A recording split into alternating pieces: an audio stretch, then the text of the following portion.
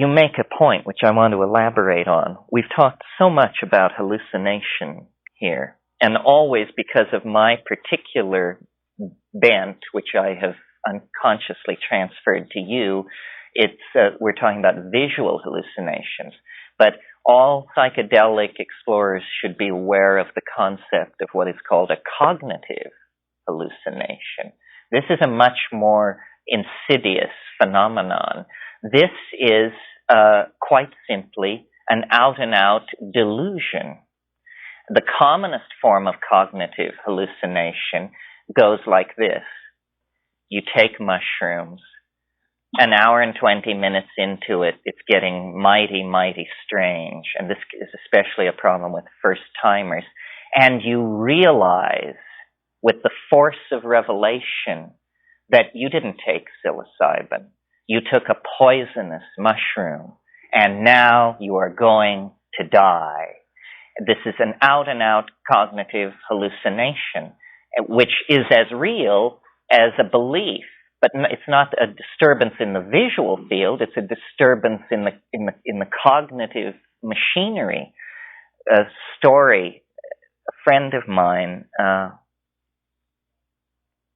had never taken mushrooms and was very concerned about how to do it, and got the instructions from me: silent darkness, quiet room, stay sitting, and took them in his room in silent darkness, and at about the hour and a half point, realized with a demonic chuckle that I had been kidding. I had been putting him on, and actually had told him to stay in his room because we were preparing a surprise party for him at the bar 2 blocks down the street. And chuckling to himself with this realization, he showered, dressed, and went down to the bar 2 blocks down the street, pushed open the door and said, "I'm here." And the guy behind the bar said, "Oh, really?"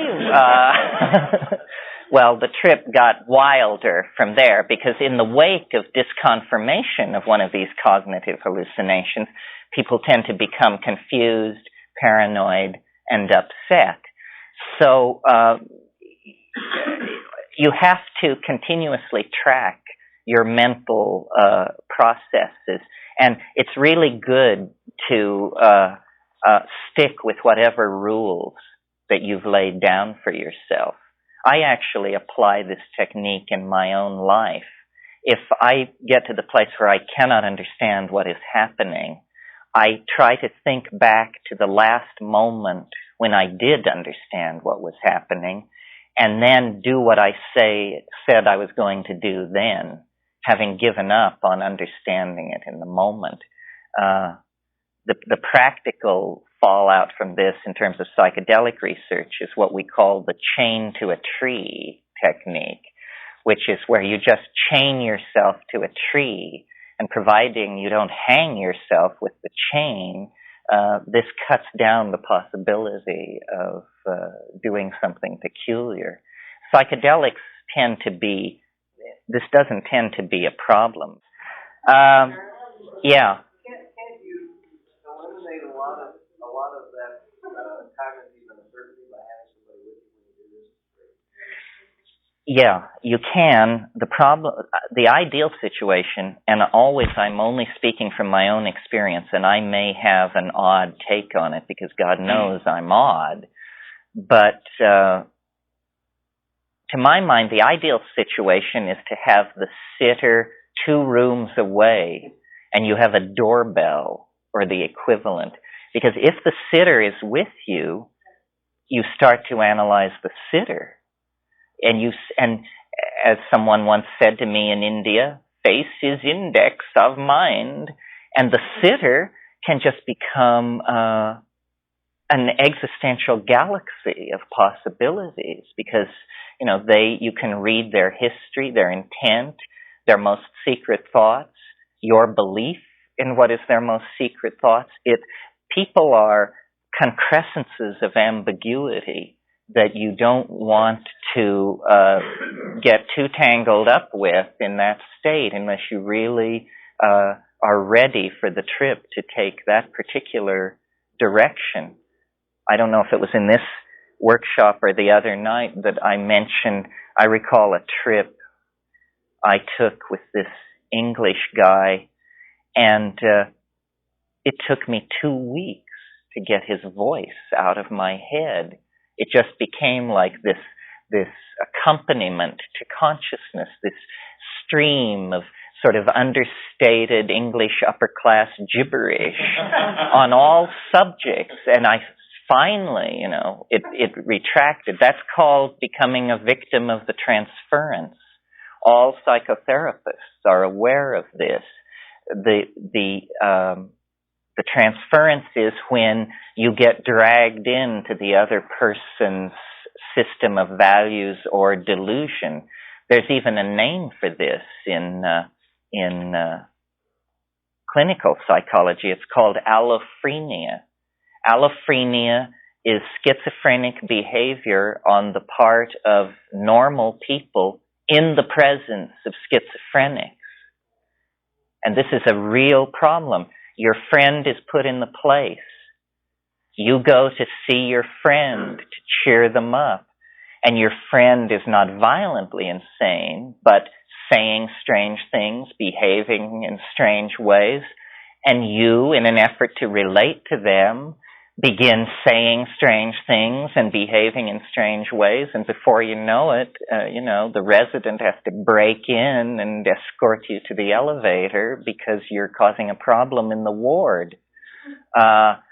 The transference is this phenomenon happening among people who are more or less psychologically healthy. But still, it can be very disrupting. I think the sitter should be there only if there's a three-dimensional emergency. And the sitter, the notion, I like the word sitter because it's operational. It tells what you should do. And guide is not such a pleasing word. This implies control, prior knowledge, hierarchy, so forth and so on. The best guide sitter I ever knew was a wonderful old guy. He's dead now, but I'm not yet ready to say his name in public. I'm sure some of you know him. But his style was he read these paperback trash novels, and he would just sit down with somebody, give them the stuff, and every once in a while they would fight their way out of this ocean of hallucination to deliver some insight, and he would just put down his book and turn to them and say, "That's nice. Now go back to the music." Pick up his book, and, this guy could get 600 pages in a situation where he was nominally in charge of a dozen people who were tripping. So non-intervention, I think, and then there's the question of doing it with another person. And then the question is it going, meaning that the other person is going to be stoned too. And this has its own pitfalls and ambiguities. If it's your lover, your sexual partner, then in my opinion, that's probably the best way to spend your time. If it's not, then, the sky is the limit. You're going to learn more about this person than perhaps you were prepared to.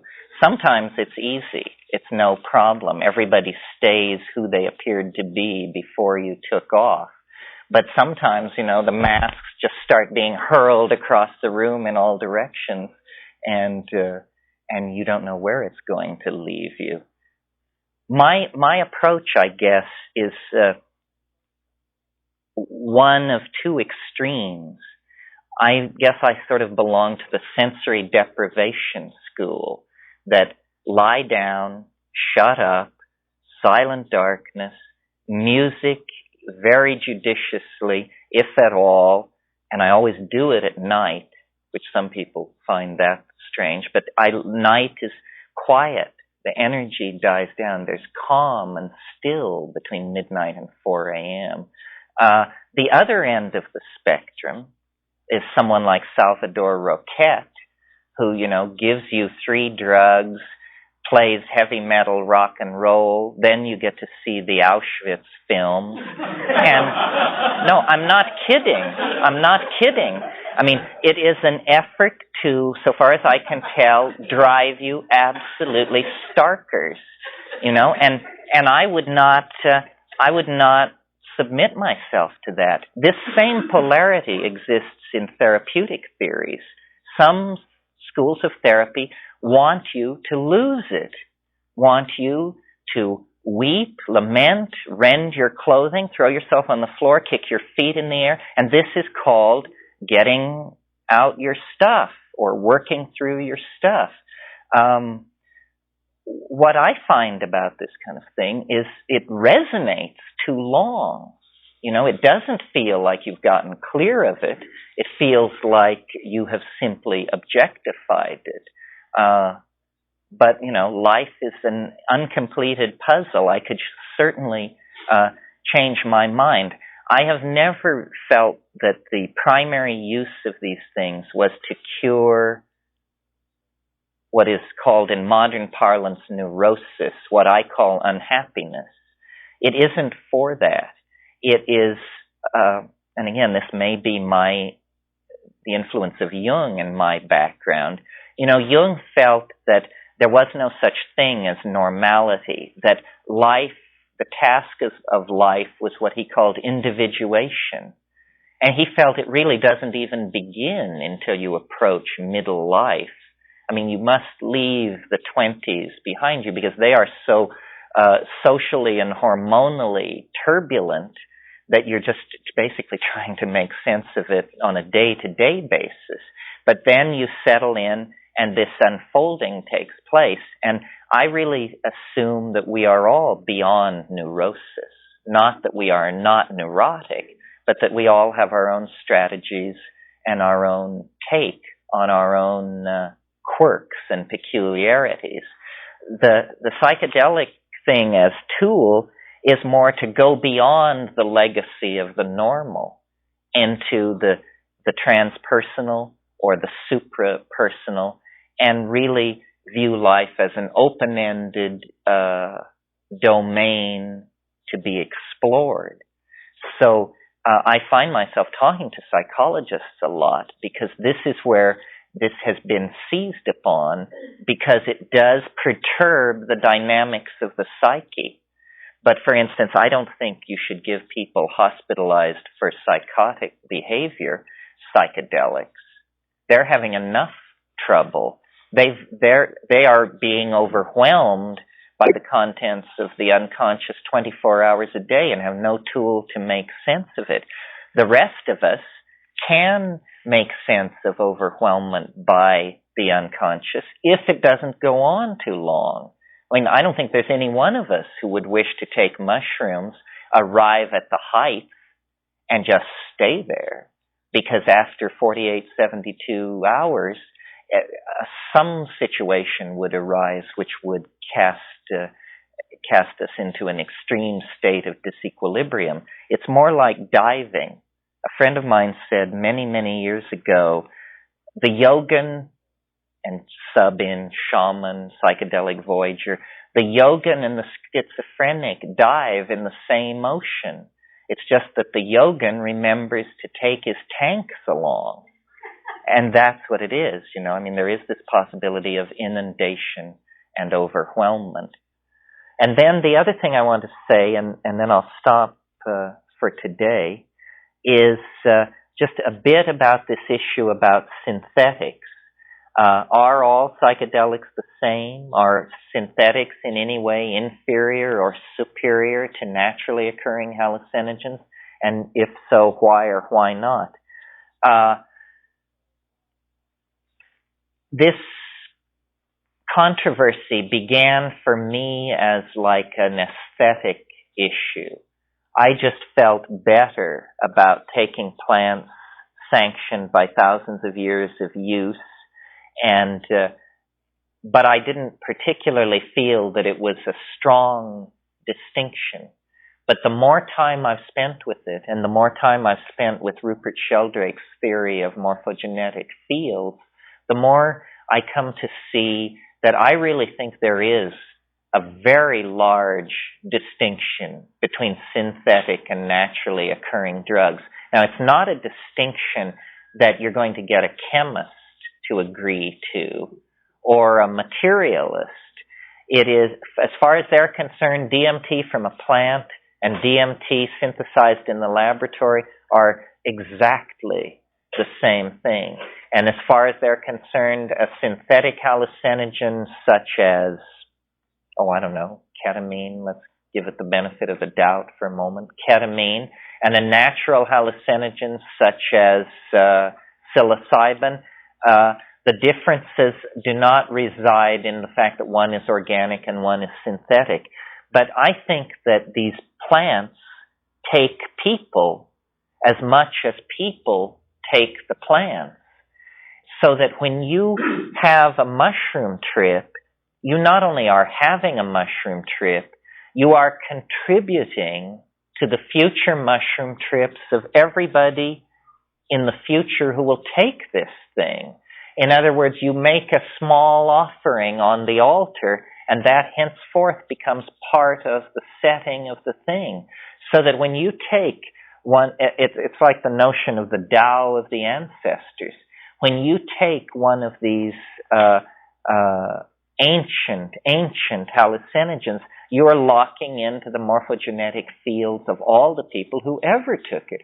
How else are we to explain the fact that when you take morning glory seeds, you are flooded with Mayan imagery of stair-step cities and hieroglyphed balustrades and people dressed in gold and Quetzal finery and all this? Or that when you take ayahuasca, even in this culture, there is a very strong impression of the jungle, of jaguars, of rivers. These things are coded into these compounds somehow. So it seems to me it is, without talking about issues of toxicity and pharmacological uncertainty, it's the content of the naturally occurring hallucinogens is much, much richer.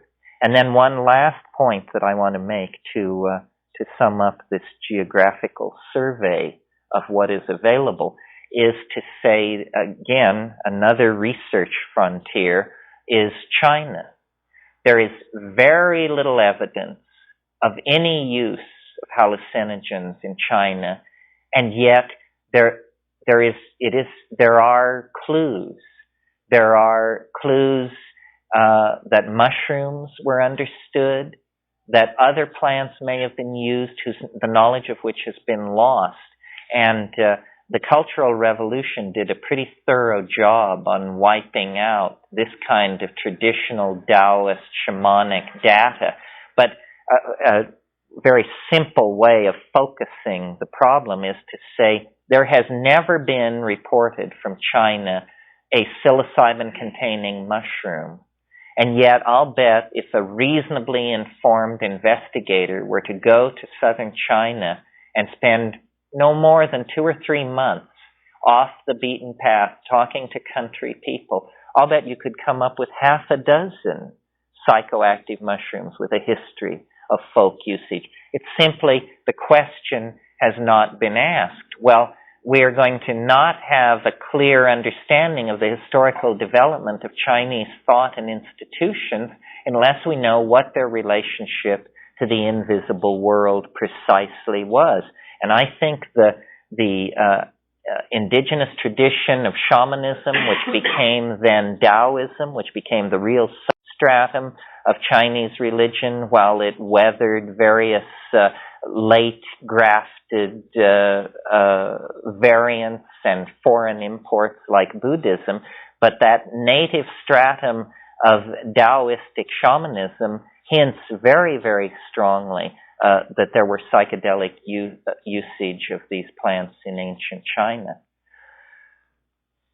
Okay, that's it for today, and we'll see you at 10 o'clock tomorrow morning. Sorry to give you such a burst of information, but this will lay the basis, I hope, for tomorrow's discussion. So think about what we didn't cover, what you hope to hear that you haven't, and then tomorrow we'll try to tie up all the loose threads. Thanks very much. Sure. Okay. It looks like almost everybody is here. There was a woman yesterday who isn't here. I wonder if she was a one-dayer or if she'll show up. Do you all remember her? No one saw her but me. Yes, she sat. Yes. Oh, she will. Okay, well, it's always somewhat late on Sunday morning, so we'll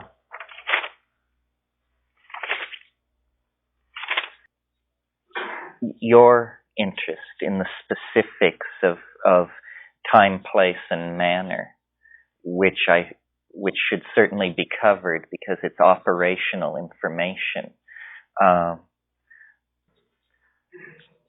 The mushrooms, and you have to know, pharmacologically speaking, the window of effective activity. Every drug, every compound has a profile which you can imagine as a linear spectrum. Below a certain amount, it's undetectable. Above that amount, it becomes detectable first as this CNS arousal that I mentioned yesterday, and then as a full-blown psychedelic experience, and then at higher doses, it begins to have toxic effects. All drugs are toxins. And people often make the mistake of thinking that if you have a toxic substance and you take half of it, then it's not toxic because there is no you don't register its effects. But of course, everything is incrementally toxic. Now, some things are very safe, have a great range of effectiveness well below the range where any toxicity begins to set in. Other compounds are active as psychedelics at a level just slightly below the level where you're going to begin to have toxic effects. So you want to know what the profile is of the particular substance that you're thinking of taking. In pharmacology, one of the parameters that they establish is what's called an LD50, which is a fairly unpleasant concept, which you should nevertheless be informed of. LD50 means lethal dose 50. This means we have 100 mice. We give them an unknown drug. At the point where half of them die, that is the LD50 dose of that compound. And there's an LD100, an LD10, and so forth. What you want is for the LD50 to be tremendously high relative to the effective dose. Now, the perfect or model compound in that case is, of course, LSD. LSD is active at the 25 microgram range, 25 gamma. A microgram is a millionth of a gram. It's well below a smidgen. Now, the LD50 for lysergic acid has never been determined. Do you agree? Yeah. It's never been found how much it takes to kill half of the test animals. So that makes it a tremendously safe drug if mortality is the only concern. Yeah. You mentioned yesterday how you favored organic materials over synthetic.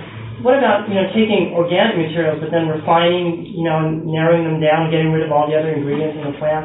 That's our Western tendency, is to just take something refine it down, isolate the active ingredients, and then take doses of that. Do you see that the other natural ingredients that the mushrooms or ayahuasca and whatever it is have provided kind of synergize the active ingredients and make the trip easier or smoother? Yeah, I think so.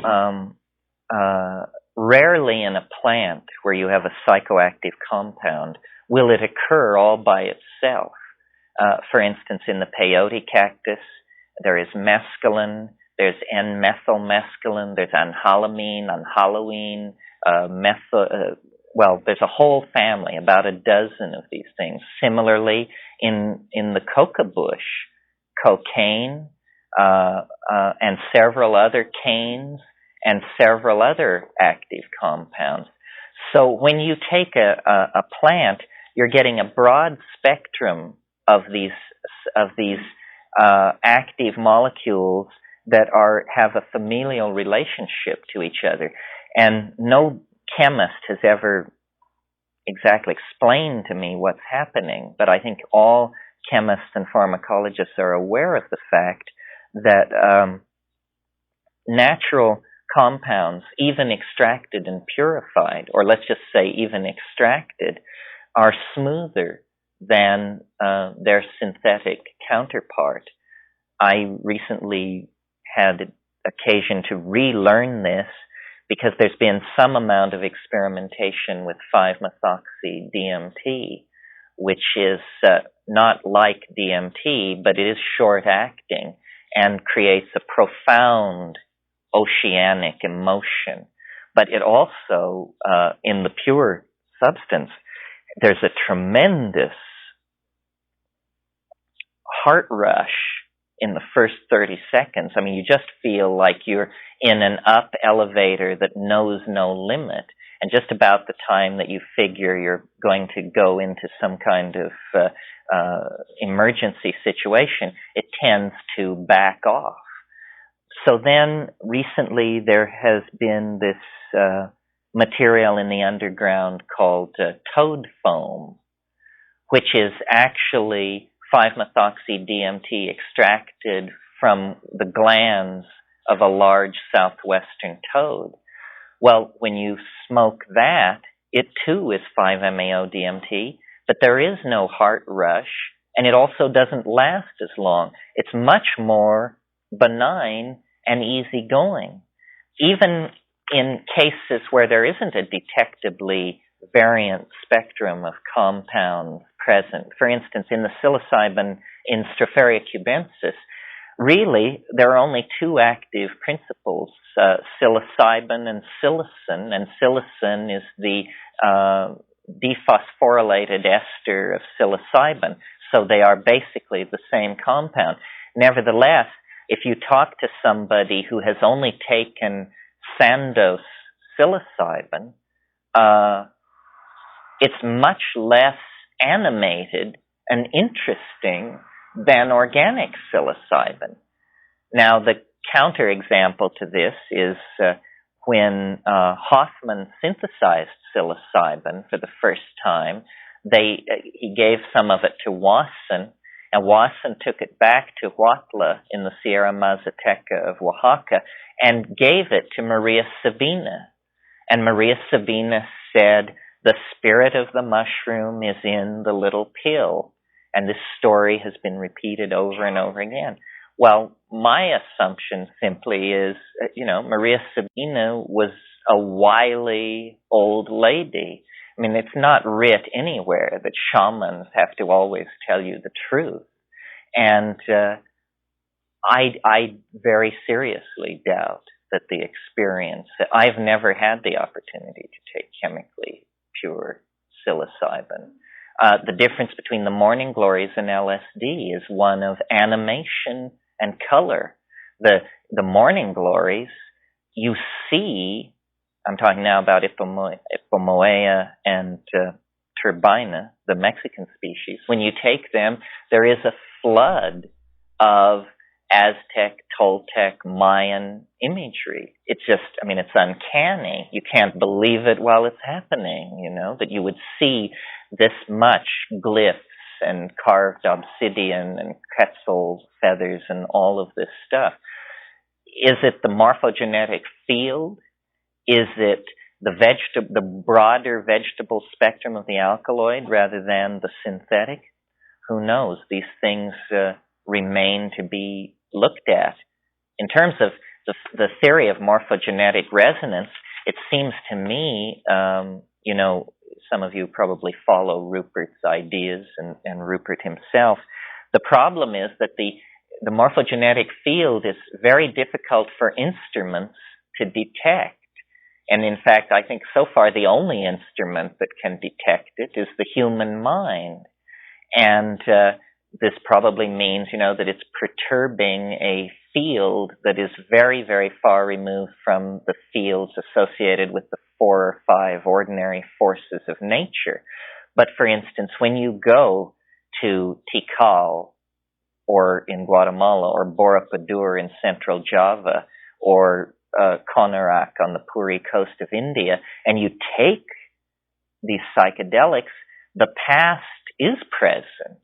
I mean, you see these places at their height, and you can say, well, it's just suggestion, But I don't know. When I take ayahuasca, wherever I take it, I encounter the motifs typical of Amazonian shamanism: the jaguar, the giant anaconda, and to show you that sometimes the iconography of these compounds is not predictable, black people. And everyone in the Amazon says this, that you see black people. Well, there are no black people in the Amazon, not really. I mean, in the lower Amazon, there are a few, but in the upper Amazon, a black person is as rare as a Kurd. And yet, everybody insists on this. Well, I have had this experience on ayahuasca, and to call it seeing black people is a very mild gloss on what it is. It's like being at the Apollo Ballroom on a hot evening in 1960 and Aretha Franklin is on stage. I mean, it is deep hit of blackness. Yeah, I don't know quite what to make of it, I don't know why. And Claudio Naranjo gave Harmaline to urban people in Santiago, Chile, stockbrokers and advertising executives, people who had no connection to the jungle, and they reported jaguars, giant snakes, jungles, and black people. So this, to me, is a tremendously fertile area for Jungians, for morphogenetic field people to look into. Psychics have claimed, since who knows how long, that by holding an object in their hand, they could penetrate its past states of being. Well, it's like all these other occult claims, in my experience: mantra, yantra, yoga posturing, past life recovery.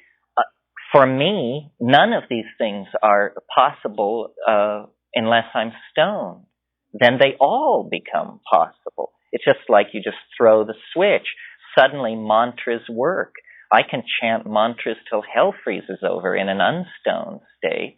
The precondition for empowering occult idea systems seems to be a shift in brain chemistry. And it's, to be noted that in these cultures where a lot of magic, a lot of violation of natural law is going on, there is a lot of psychedelic stuff going on. These ayahuasca shamans, say among the Aguaruna Jivaro, for instance, which is a very no-nonsense tribe of head-hunting people in the Amazon, the shamans live continuously in a state of altered consciousness. I mean, they are taking this stuff all the time. It is a food item. And what it would be like to be the shaman of the Aguaruna in the jungle all the time, taking all this stuff, it's hard to imagine, because when you just do it once, all plants have auras, all plants have songs, which can be extracted out of them. I mean, they are living literally in some kind of other dimension. Yeah. Devil's advocate, if I can, for a minute, about this whole idea of certain plants or certain substances have certain attributes or certain places that they take people to. I've had the ideation that you're talking about, the visualization of the snakes, the cats, the jungles, the pyramids, the whole Mayan Aztec jungle, the shamanic routine on LSD, on mushrooms, on ibogaine, and on yahe. And I've had clients that had that same ideation doing breath work. Well, yeah, this raises a real question. One of the things. And the The black people were on ibogaine, which I expected, but not the other ones. Yeah, I don't understand exactly how this works. I will join your side for a moment because there's a phenomenon I've noticed, and some of you have heard me talk about it. It's possible to do this on psilocybin. It's really easy to do it on ayahuasca. Ayahuasca, in a way, is somehow more open to suggestion. These other things have their own agenda. Ayahuasca will work with you. But one of the bizarre things that you can do on ayahuasca is you can suggest a period, like, let's say, Italian Baroque. You just say it in your mind. And paintings, altarpieces, architectural spaces, balustrades, vehicles, armament, saddlery, clothing, serving utensils, bowls, pewter, candelabra, all of this stuff will begin drifting toward, and it is high Baroque. In fact, it is more Baroque than the Baroque. It's obviously what they were shooting for,